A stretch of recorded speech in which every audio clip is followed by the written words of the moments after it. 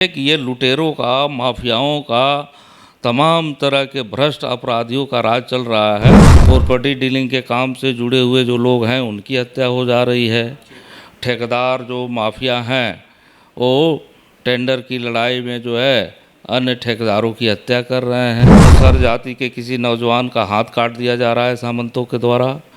कहीं मुसहर जाति के नौजवान की महिला की निर्वस्त्र पिटाई की जाती है। जो एनडीए की सरकार है, जो डबल इंजन की सरकार है, वो पूरी तरह से विफल हो गई है।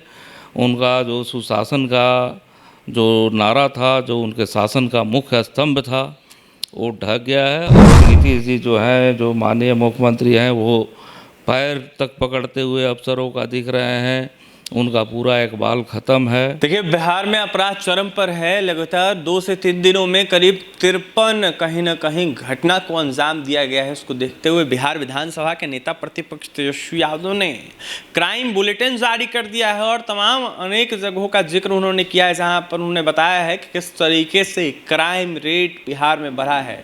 कभी लूट की घटना को अंजाम दिया जा रहा है तो कभी किसी की हत्या कर दी जा रही है। बिहार में लगातार यह सवाल उठ रहा है कि ये कौन सा राज है बिहार में। हमारे साथ बात करने के लिए माले से सिकटा विधायक वीरेंद्र गुप्ता हैं, जुड़ेंगे, बात करेंगे। वीरेंद्र जी, कैसे देख रहे हैं लगातार आपराधिक घटना हो रही है बिहार में, ऐसे में आप लोगों के जिस तरीके से नेता प्रतिपक्ष है, बिहार के नेता प्रतिपक्ष तेजस्वी यादव, उन्होंने क्राइम बुलेटिन जारी किया। धन्यवाद NBC 24 चैनल को। तो एक तो पूरे बिहार में क्राइम का ग्राफ काफ़ी तेज़ी से बढ़ा है, ये सब कह रहे हैं। केवल जो सरकार के बचाव पक्ष के लोग हैं, वही लोग जो कहीं न कहीं अपराधियों को संरक्षण दे रहे हैं। किसी सामंती के द्वारा कहीं अत्याचार की घटना है, किसी बड़े माफिया के द्वारा कहीं हत्या की घटना है, कहीं आपराधिक गिरोह का संरक्षण उनके द्वारा है। तो जो सत्ता पक्ष के नेता हैं वहीं इन चीज़ों को इनकार कर रहे हैं, लेकिन आम जनता जो है पूरी तरह से तबाह है। और ये ठीक ही माननीय तेजस्वी यादव जी ने बुलेटिन जारी किया है कि 24 घंटे के अंदर 53 घटनाएं हुई हैं। तो इसके पहले भी आप देखेंगे कि सिलसिलेवार कहीं मुसहर जाति के किसी नौजवान का हाथ काट दिया जा रहा है सामंतों के द्वारा। कहीं मुसहर जाति के नौजवान की महिला की निर्वस्त्र पिटाई की जाती है मुजफ्फरपुर जैसे जगहों में।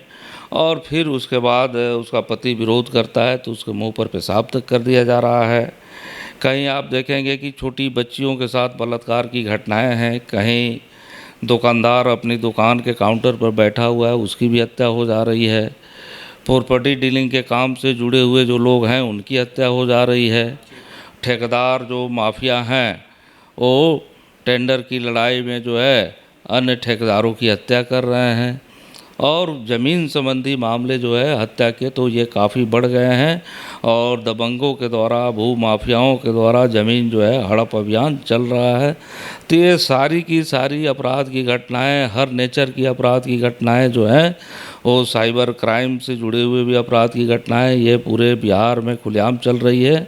और नीतीश जी जो हैं, जो माननीय मुख्यमंत्री हैं, वो पैर तक पकड़ते हुए अफसरों का दिख रहे हैं। उनका पूरा इकबाल ख़त्म है। और बिहार विधानसभा में इसको भाकपा माले ने, महागठबंधन दलों के तमाम लोगों ने एकजुट होकर के इस पर जब सवाल किया तो सरकार ने इसका जवाब नहीं दिया। और सदन जो है वो बंद करने में, सब जो सदन की कार्रवाई है जो उसको स्थगित करने में उन्होंने ज़्यादा रुचि ली और जनता के तमाम अपराध के सवालों से वो बचते रहे हैं। तो ये पूरे तौर पे जो एनडीए की सरकार है, जो डबल इंजन की सरकार है, वो पूरी तरह से विफल हो गई है। उनका जो सुशासन का जो नारा था, जो उनके शासन का मुख्य स्तंभ था, वो ढह गया है। और साथ साथ उनके विकास के कामों में जो भ्रष्टाचार है वो लगातार पुल ढह रहे हैं, इमारतें ढह रही हैं। ये उनके भ्रष्टाचार की भी कहानी कह रही है। तो पूरा उनका जो अपराध और सुशासन का जो तिलस्म था, जो ड्रामा था, वो सब ध्वस्त हो चुका है। और बिहार में अराजकता पूरी तरह से फैली हुई है। ये कौन सा राज है जो नीतीश कुमार की सरकार चल रही है, इसको कौन सा राज है? इसको तो यही कहेंगे कि ये लुटेरों का, माफियाओं का, तमाम तरह के भ्रष्ट अपराधियों का राज चल रहा है। बिहार विधानसभा में संजीव हंस के भ्रष्टाचार को लेके, उन पर बलात्कार के मुकदमे को लेकर के भी पूरा हंगामा हुआ। और आप सभी जानते हैं कि ब्लॉक से लेकर के, अंचल से लेकर के, थाना से लेके नीचे में भ्रष्टाचार से आम आदमी तबाह है।